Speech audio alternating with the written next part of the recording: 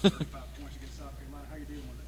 I'm doing great. I'm off Twitter, man. So, uh, like I encourage you to, uh, you just stay inside of a bubble. You don't worry about what other people think. You worry about trying to win ball games on a week-to-week basis, and I don't concern myself with what other people are saying. So, it has no effect on me. Going into this game against Troy, what do you need to work on? I mean, there was questions about whether or not you could spread the field. Do you feel like you spread the field, were able to stretch the field? And what do you need to work on this week going into Troy? Yeah, we just got to get better in the red zone. I know that's weird saying that when you score 35 points, but um, there's just some miscommunication on my part, not doing a very good job of reading defenses in the red zone, and also, it's just a little bit of everything on everybody's part. So, we did something a little different yesterday. We worked red zone on Monday, which we've never really done in the past. We figure if we're going to be down there, why not work it a little bit more? So, you know, I take blame for some of those red zones at the end of the game, and the one ball I threw to Jeb just misreads, and I'll get better, and we'll move on to Troy. Quickly moving on to Troy, you were able to stretch the field a little bit. Do you feel like you've answered critics in that area, or is there more you can do when it comes to stretching the Yeah, I field? think there's a lot more that we can do.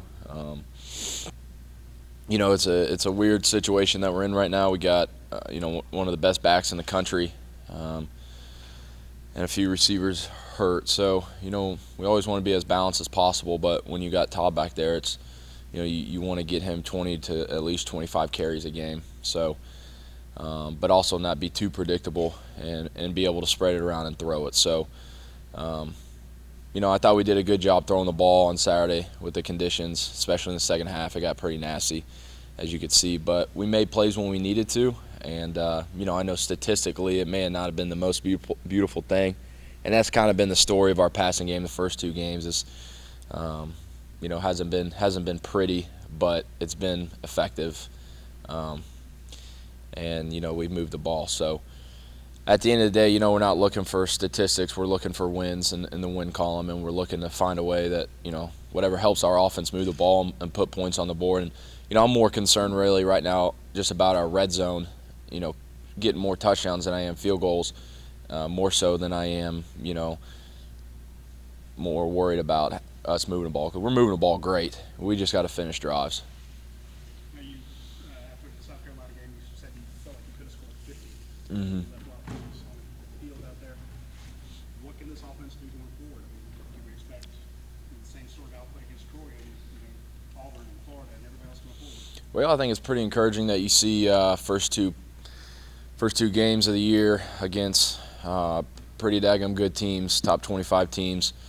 We're probably averaging right around 40 points a game, and so we like our chances when we're averaging 40 points to win the ball game. Now, there's two things that you got to look at. We get 2 turnovers on Saturday, which result in only 3 points. When you get 2 turnovers, you got to make those count, and we didn't on Saturday. It only resulted in 3 points, and that's tough. That if you're getting 2 turnovers and you're getting 14 points or even 10 points, that's a lot better than just 1 field goal. So we got to do a better job of when we have those opportunities, great field position, off of turnovers, we got to put 7 points on the board. And so, again, that's our red zone. Just doing a better job of executing is really what it comes down to. So, there's a lot to learn from that game. But I feel like from Clemson to South Carolina, we got better, and we're continuing to get better. I got better from the second game. I'm getting more and more comfortable being out there, being in that offense, playing in front of loud environments. And I think your greatest learning tool really is just experience. Right now, as a fifth-year senior, you have a lot of practice reps, but you don't have a lot of game reps. And so I'm getting more and more comfortable, and I'm excited about as much as we can improve on. We still did a lot of things great, and there's still a lot to improve on. So we can be a pretty dangerous team. We just got to find ways to pull them out.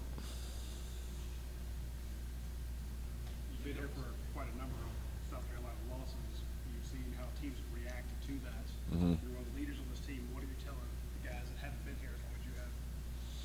Well, I think, we really didn't have to preach on that yesterday. I thought, as a fifth-year guy, you kind of are looking, how's the rest of the team taking it? Guys are moved on. We watch our game film on Monday because our days off are on Sunday, but a lot of guys come in and watch the game film on Sunday anyway. So by Monday morning, I'm already over it. But, we have our segment meeting times on Monday, and we got to watch it again. And so, we've moved on. We know there's still a lot of games left to play. There's a lot of opportunities to still accomplish everything we want.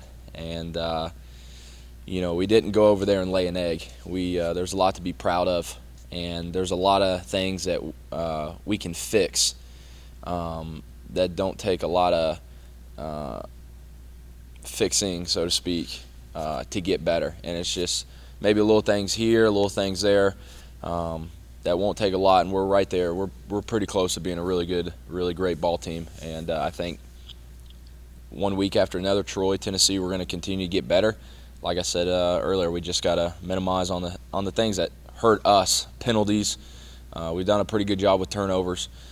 So, capitalizing on turnovers and minimizing our turnovers.